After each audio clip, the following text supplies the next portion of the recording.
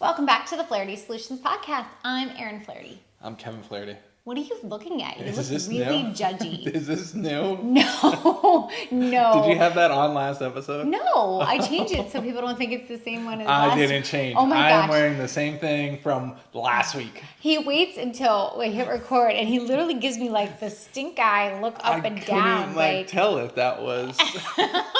All right, what are we talking about?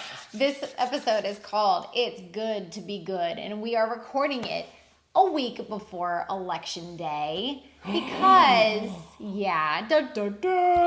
because I've noticed that being a badass, being snarky, being angry has become like the norm. Yeah. And it's time to, I almost think of Wreck-It Ralph. Like, I'm bad, and that's good. No, it's not. It's time to bring goodness back. And this is actually inspired. I go to a meeting that's called a Bible study, but it's really not. It is, but it's not. It's not what you think about Bible study. The Healing and Wellness Center is close by, and Dr. Mowry is really into health and really into Jesus. And she runs this Bible study, and she literally just preaches goodness for an hour. Yeah. Love it. Everything is just good and pure. And it's one of those things where I just started going a few months ago during the pandemic. She started doing her Bible study online. And it was, you just leave feeling like you stop watching, what she was doing on the online. You just leave it feeling so good. And I'm like, why is goodness and purity such a new concept? Because people suck. Right. No. But we are people. We suck. I know. And so I've given this a lot of thought. Like, why is goodness the exception? It's so out of style. Exactly. So that's why I'm talking about it. Because I'm like, I go to this thing once a month, and and yes, it's a breath of fresh air, but why is it so rare? And why is it...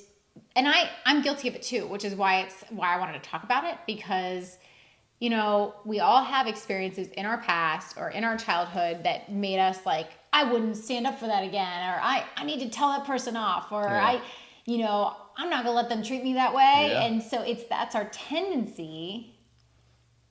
And then we're all acting like that. And it's That's not a tough one. good. Yeah, I wonder how far back that goes. Is that like go back to road rage? Does it go back to the caveman? Like, you stole my club. Like, where does that anger? Like, I don't know.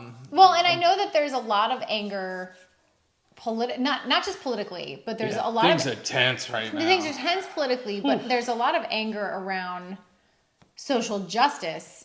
Because I think as we become more aware of different groups' rights, whether it's races or genders or animals. Yeah. There are all these people think about like people punting like dogs when Who does that? Well, Michael Vick, right? When that came, like basically, I'm talking about those are dog fights, right? Okay. But when you still horrible, right? So when you raise awareness about certain groups, Yes. whether it's animals, genders, races being mistreated, the natural reaction is anger.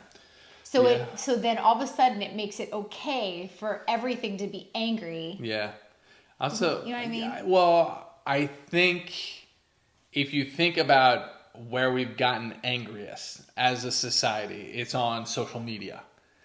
We've been forced to leave human interaction for the past 9 months. Yes. So now, like, I had to go get license plates for a vehicle, and waiting in the small office, wasn't at the DMV, so it was already a big win not being at the DMV.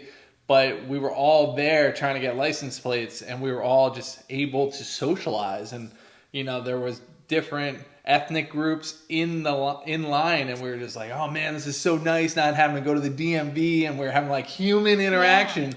And we brought it back to like just being good human beings, because we actually got to like, we were 6 feet apart. And with masks. And it's so hard to even notice if someone's smiling in a mask. That makes You can tell with me. I like that behind the mask. But I think to your point though is social media kind of brings out, I've talked about this, our freeway, like, move over, road rage 24/7. Like, oh, I'm going to shove it to Aunt Julie and let her know that her facts aren't real. Where in real life, nobody talks like that. Nobody's like, hey, you're a complete piece of trash. Yeah, you have no idea what you're talking about. Yeah. Like, you educate yourself. And when people are in the real world, they're like, all right, what happened in 6th grade when I told Jimmy that he's an idiot? Jimmy punched me in the face. Right. I don't want that to happen in real life. On social media, you don't have to worry about that. Well, and I've been mesmerized by, first of all, this Bible study, and then the books I'm reading are also almost bringing us back to basics. Like you just talked about little Jimmy in 6th grade. Why am I having to go to a Bible study and read books on having to stop gossiping or you know what I mean? Why? Or I'm not going to stop gossiping. That is my thing. I'm allowed to. Little known fact, if you don't know Kevin super, super well, my nickname for him in the past has been Regina George from Mean Girls. People might think I'm the gossip. No, it's Yeah. Oh my God. It's like so much fun. Even before I See stopped. how I instantly turned on the oh my God. That's so fetch. We who said you're Regina and I'm Gretchen because anytime you would make me mad, I would like turn and be like, he's such a jerk. Like Your hair is full of lies. I know. So it's like, why is it something I have to read about? I'm reading a book called Think Like a Monk by Jay Shetty, and we're literally going into like reading about not complaining or not gossiping about people. And it goes back to like, if you don't have anything nice to say, don't say it at all. But honestly, no, it's good. And, you know, I guess, when did I become my grandmother? First of all. When you put this on. I think That your looks mom good. gave it to I like that. Okay. But Good save there. so part of me feels a little out of body with this where I'm like, what, you know, why am I trying to stop gossiping? Why am I trying to stop cursing? I'm trying to be a better influence for the kids, but it made me realize like there is nothing wrong. I think you also got made, not you, people get made fun of if you're goody two shoes as a kid. Yeah, like if you're too good. And that starts back at being a child. Like we saw it with our child. You know, she wasn't being included with a group of friends. And the group was confronted. And what happened is some of the girls in the group were like, well, the older kids didn't really want her to be a part of it. And we kind of excluded her also. So those barriers are built at you a kind of very... have to be tough and you have to... And the kids literally said, like, I know what it's like to be excluded. It doesn't feel good, but I didn't even realize I was doing it. Right. No, and it had a happy ending, but I think you get a bad reputation for being the nerd, being the goody two-shoes, but we need more of it. We need less. You can say hello. Hello, but can I sew? Yeah, give us 3 more minutes, okay? I'll come get you. I'm all yours. So I think I lost my train of thought. Being a goody two-shoe. Where it's hard. It's hard. I know what I was going to say. So I think we need to practice more forgiveness. We need to practice more just less chip on our shoulder. Yeah. And that goes to the person in line. That goes from the person in line at the grocery store, you know, get the chip off your shoulder, to the friend that doesn't call as much as you would like them to the political fights on Facebook, to your spouse. So the last Bible study, you loved the last Bible study because I came home and it was about not fostering like resentment or not having tension at home with your spouse. It was basically like, just go back to what? That's hard.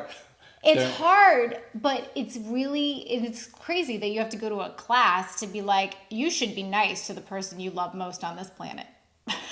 And even when he's a jerk, you should still be nice to him. I'm glad we're recording this because, you know, anytime if that attitude changes, I'm going to hit rewind. I think it's been good. It's been great. So just a reminder, nothing, you are gaining nothing by having a chip on your shoulder, whether it's Yeah. with your spouse, your mom, your kids. Like, just, I have a quick anecdote. anecdote. There you go. Like, people, if you learned, I can barely speak English. And it hasn't held you back. Yep. When I finally arrived and hit certain goals in my life, like certain income levels that I'd wanted to since I was a kid, and I came home and I told Aaron, I was like, I want to get a BMW because it was like a big deal for me to go do that. That was like something that was never even a possibility growing up. And Aaron was like, yeah, you've been working your tail off, go get it. Side story, the BMW was really cheap, actually. It was only like $20,000, while my sister went out and bought like a $40,000 Passat, and everybody was like wowing over my BMW, but I got it 2 years old, and it wasn't expensive. I don't know. But anyway, I forgot the price. people thought it was like, wow, what is Kevin doing? I was like, Kevin's making a good deal over here. But I got the BMW. It did make me feel good. Did it help with work? Maybe. I had nice new suits, and I walked around like people should like stop. They should notice. Guess what? They don't. People don't notice. And then you hit other goals and you're like, wow, people should really notice now, right? They don't notice. People aren't paying attention. Which is sad because, well, not sad. It's sad because that's something that drives you. It is something. Is recognition and popularity. Like when you were a kid, popularity. Absolutely. And it does drive me. But now I've hit this all those goals are way past, and it's just like, I'm still going to be rocking around in jeans and dirty boots and... Well, we've talked about pajama rich before, which I know is not your term, but Yeah. could you also be sort of sliding into that where you're like, it doesn't really matter what I wear? It doesn't, but also the worrying about, are people going to notice? Because when you hit certain things in your life and you're like, wow, people are going to notice that things are different, you got to get over it. People aren't going to notice it, and I don't worry about it as much. I worry about what can I control? How can I make my life, my family's life better, and then the people I care about in my community's lives better? And that's kind of a mental shift where for years it was like, how can we make Kevin's life better? Well, you're not taking things personal. You realize that it's not about you.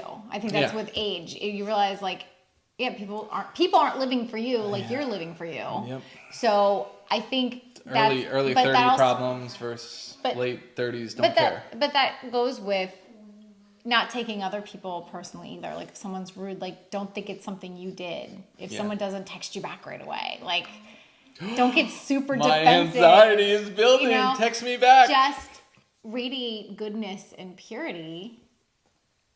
And I feel like the next thing is you're join Aaron's cult. You said you've always said I'd be a really good cult leader. So, you would be a great cult leader. So click the link in the Nicely done. join us.